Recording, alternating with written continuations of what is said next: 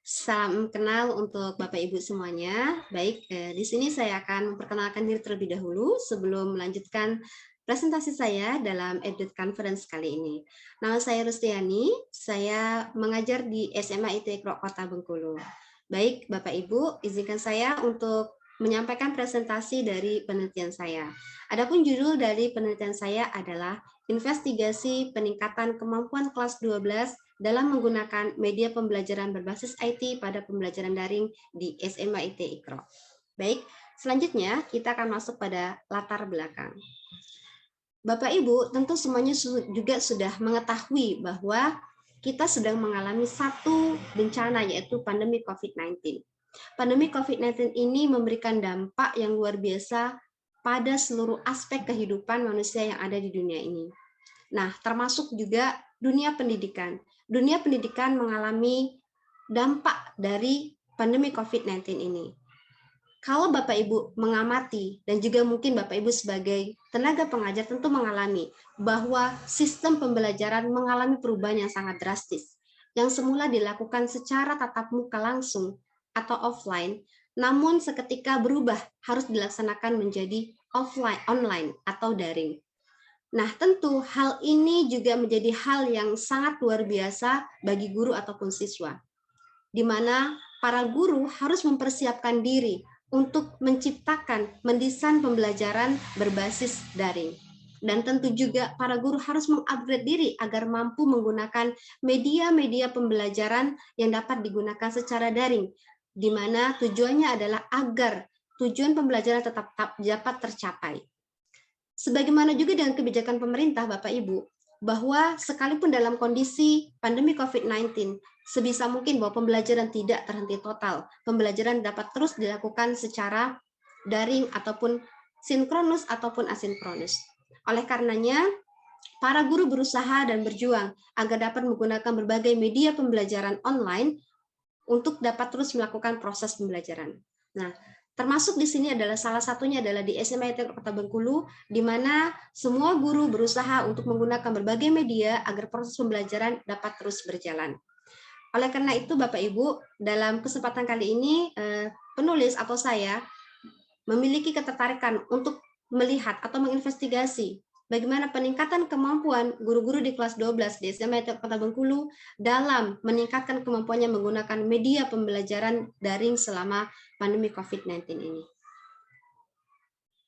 Selanjutnya, adapun tujuan dari penelitian ini adalah yang pertama, untuk mengetahui media apa yang paling banyak digunakan oleh guru kelas 12 SMA IT Kota Bengkulu dalam melakukan pembelajaran daring. Kemudian yang kedua adalah untuk mengetahui strategi apa yang paling membantu guru dalam meningkatkan kemampuannya menggunakan media pembelajaran daring tersebut. Dan selanjutnya adalah pertanyaan penelitian atau perumusan masalahnya adalah tentu berbasis dari tujuan dari penelitian ini.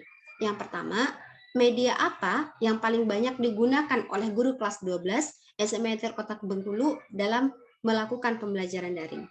Dan yang kedua, strategi apa yang paling membantu guru dalam meningkatkan kemampuan menggunakan media pembelajaran daring.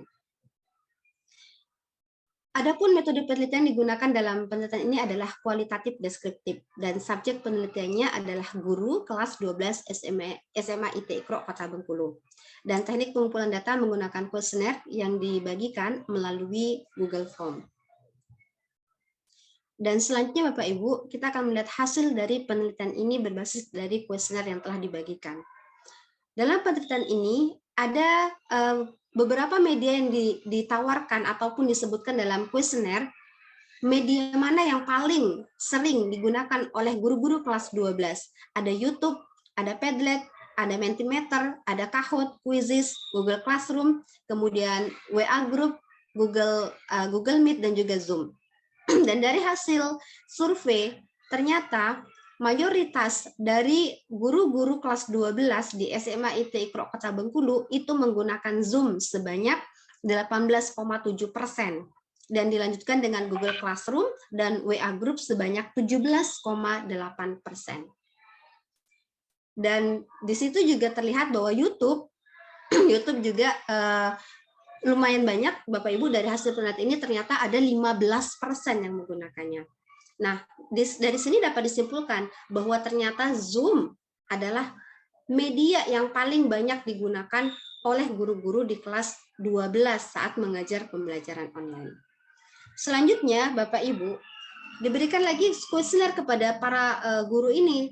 Ternyata sekalipun bahwa Zoom adalah media yang paling banyak digunakan, namun kemampuan dalam menggunakan atau mengoperasikan media belajar online ini sangatlah bervariatif dan sangat mengejutkan karena ternyata hanya 10%, hanya 46,7% atau 10 orang dari 21 guru yang memiliki kemampuan mahir atau sangat baik. Sedangkan ada 8 orang yang mengaku bahwa dia memiliki kemampuan baik dan selebihnya adalah cukup atau kurang. Oke, dan ini menjadi satu hal temuan yang perlu menjadi kita diskusikan selanjutnya. Dan dari hasil penelitian ini juga Bapak Ibu, ketika ditanyakan bahwa strategi apa yang paling membantu para guru dalam meningkatkan kemampuannya menggunakan media pembelajaran online, ternyata di sini terlihat bahwa YouTube menjadi salah satu media yang paling membantu para guru-guru dalam meningkatkan kemampuannya menggunakan media pembelajaran online. Kemudian disusul dengan seminar atau workshop yang difasilitasi sekolah, dan ini sudah dilakukan di sekolah, kemudian tutor sebaya, dan ini juga sudah dilakukan oleh sekolah.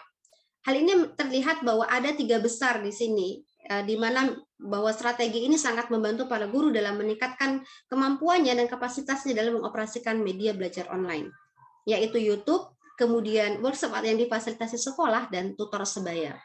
Oke, dan kita akan melihat atau mendiskusikannya bersama Bapak Ibu.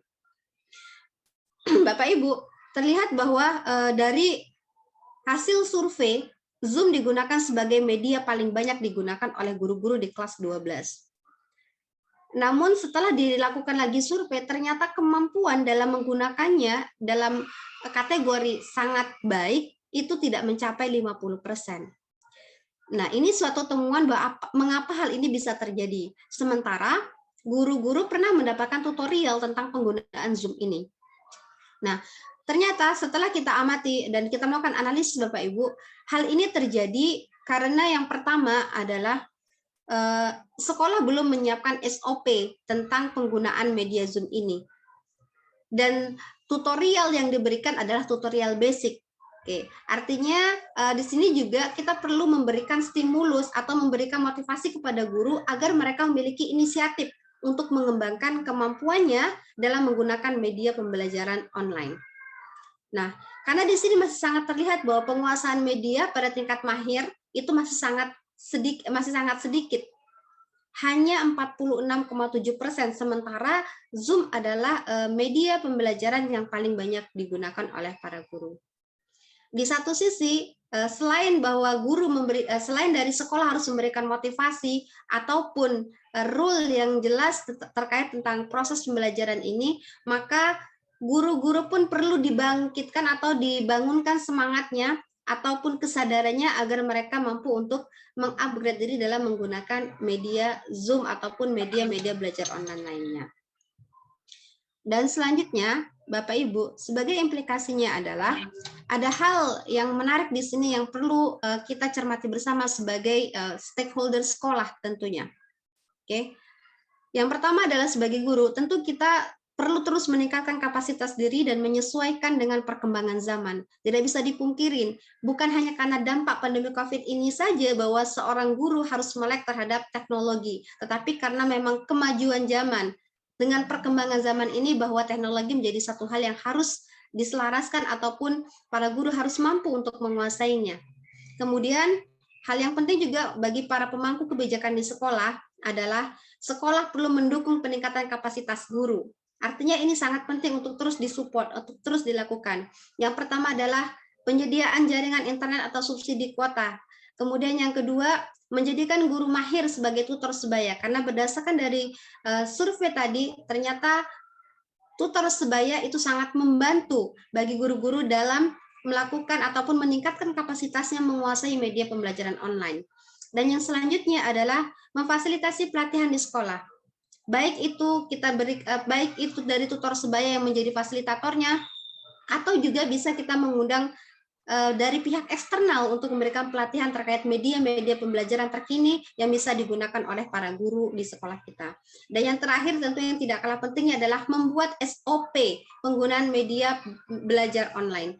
Karena ketika SOP ini sudah jelas, maka tentu rule ataupun proses pembelajarannya pun juga akan jelas karena mengikuti SOP. Sehingga ada satu hal juga tentu yang sangat penting adalah melakukan evaluasi terkait SOP itu berjalan atau tidak. Baik, terima kasih Bapak Ibu. Mungkin itu yang bisa saya sharing untuk kali ini. Mudah-mudahan ada manfaatnya. Terima kasih. Assalamualaikum warahmatullahi wabarakatuh.